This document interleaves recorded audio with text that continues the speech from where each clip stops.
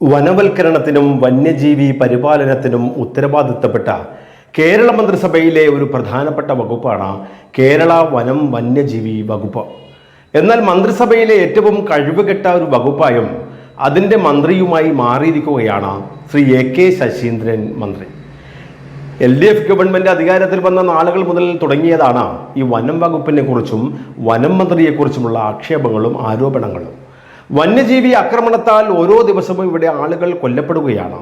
ഒന്നെങ്കിൽ പുല്ലുപിടിക്കും, അല്ലെങ്കിൽ ആന ചവിട്ടിക്കൊല്ലും, അതുമല്ലെങ്കിൽ പോത്ത് കുത്തിക്കൊല്ലും എന്നിങ്ങനെ പോകുന്നു കേരളത്തിലെ ഈ മലയോര മേഖലയിലെ ജനങ്ങളുടെ അവസ്ഥ. ഇന്ത്യക്ക് സ്വാതന്ത്ര്യം ലഭിക്കുന്നതിന് മുൻപ് തന്നെ കേരളത്തിലെ വനപരിപാലന രംഗത്ത് ശ്രദ്ധ പതിഞ്ഞിട്ടുള്ളതാണ്. 18ാം നൂറ്റാണ്ടിൻ്റെ പകുതി വരെ കേരളത്തിൻ്റെ മുക്കാൽ ഭാഗവും പ്രദേശങ്ങളും വനഭൂമിയായിരുന്നുവല്ലോ. അതുകൊണ്ട് തന്നെ ആദ്യകാലങ്ങളിൽ നമ്മുടെ ജനങ്ങൾ വസിച്ചിരുന്നത് ഇവിടെ കേരളത്തിൻ്റെ തീരദേശങ്ങളിലായിരുന്നു.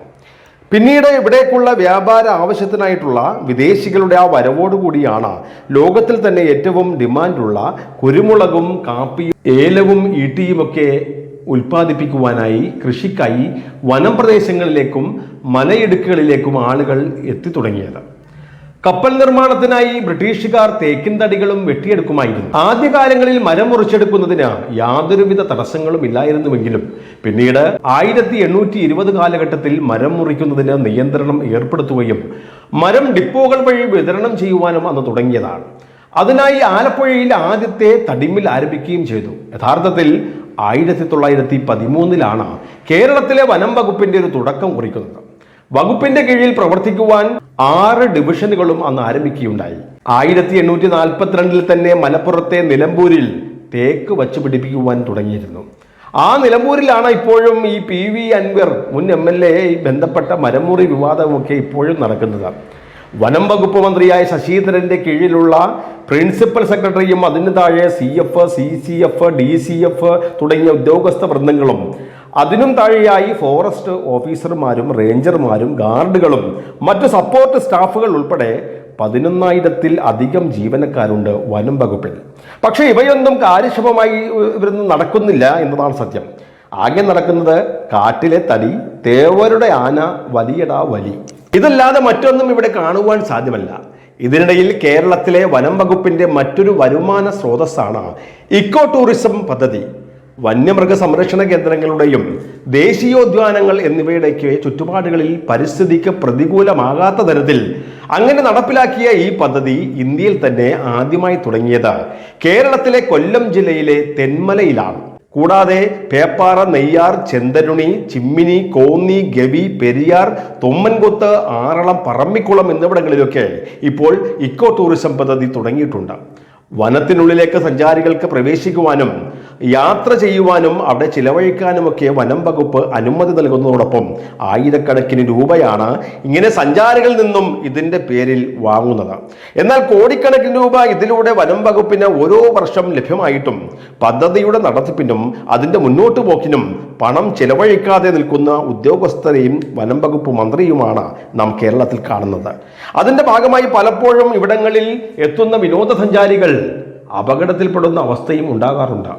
അതിൽ ഒരു പ്രധാന പ്രദേശമാണ് ഗവി എന്ന ഇക്കോ ടൂറിസം പ്രദേശം. കുഞ്ചാക്കോ ബോബൻ ബസ് കണ്ടക്ടറായിട്ടുള്ള ഒരു വേഷം അഭിനയിച്ച ഓർഡിനറി എന്ന സിനിമ ഇറങ്ങിയതിന് ശേഷമാണ് ഗവി എന്ന ഈ പ്രദേശം വലിയ ഒരു പ്രസിദ്ധിയായത്. പത്തനംതിട്ടയിലെ ഈ പ്രകൃതി രമണീയമായിട്ടുള്ള പ്രദേശത്ത് അവിടെ പ്രവേശിക്കാൻ വനം വകുപ്പിന്റെ മുൻകൂട്ടിയുള്ള അനുവാദം വേണം.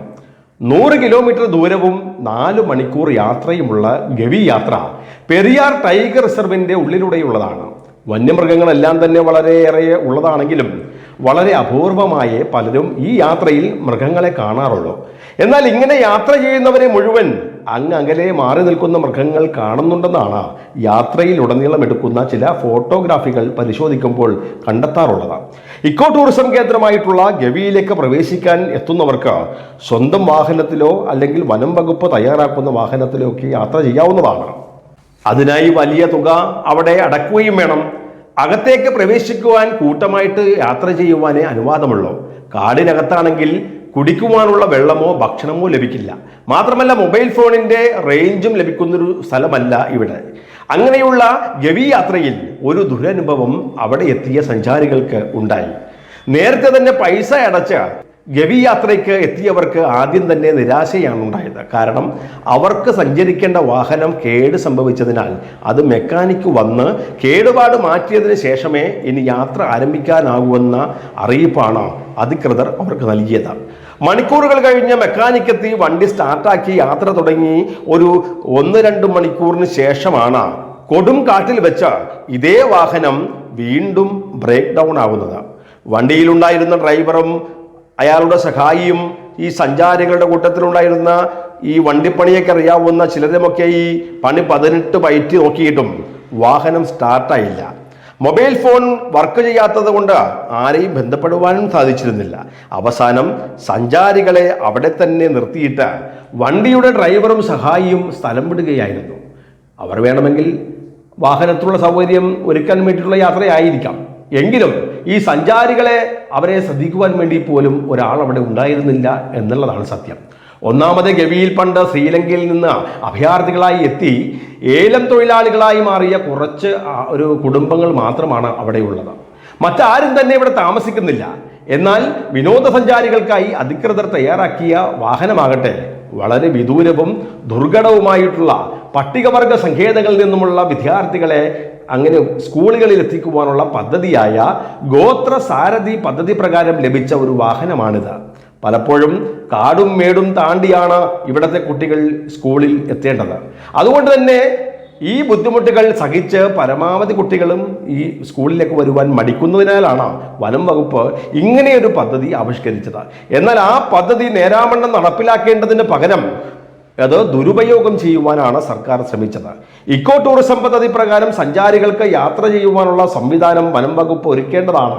അതല്ലാതെ ഈ പട്ടികവർഗ ആദിവാസി കുട്ടികൾക്ക് അവർക്ക് വേണ്ടി നൽകിയ വാഹനമല്ല ഇതിനു വേണ്ടി ഉപയോഗിക്കേണ്ടതും. അത്രയും പണമാണ് ഓരോ സഞ്ചാരികളിൽ നിന്നും വനം വകുപ്പ് ഇതിന്റെ പേരിൽ അവിടെ പിരിച്ചെടുക്കുന്നത്. മാത്രമല്ല, ഇപ്പോൾ കഴിഞ്ഞ കുറച്ച് നാളുകളായി കാടിനുള്ളിലെ മൃഗങ്ങൾ വളരെ അക്രമാസക്തരാണ്. എവിടെയും എന്തും സംഭവിക്കാം. ആ ഒരു സാഹചര്യത്തിലാണ് ഈ സഞ്ചാരികൾ ഗവി യാത്രക്കിടെ ഇങ്ങനെ കാട്ടിൽ അകപ്പെട്ടു പോയത്. അവസാനം മണിക്കൂറുകൾക്ക് ശേഷം അധികൃതർ തന്നെ തയ്യാറാക്കിയ മറ്റൊരു വാഹനത്തിൽ കയറി സഞ്ചാരികൾ പോരുകയും ചെയ്തു. ഇത് സത്യത്തിൽ അധികൃതരുടെയും വനം വകുപ്പിന്റെയും ഒരു അനാസ്ഥയാണ് സൂചിപ്പിക്കുന്നത്. പണം മാത്രം മതി എന്നതിനപ്പുറം ഭയമില്ലാതെ യാത്ര ചെയ്യുവാനുള്ള സൗകര്യം ഒരുക്കി കൊടുക്കുകയുമാണ് വനം വകുപ്പ് ചെയ്യേണ്ടത്.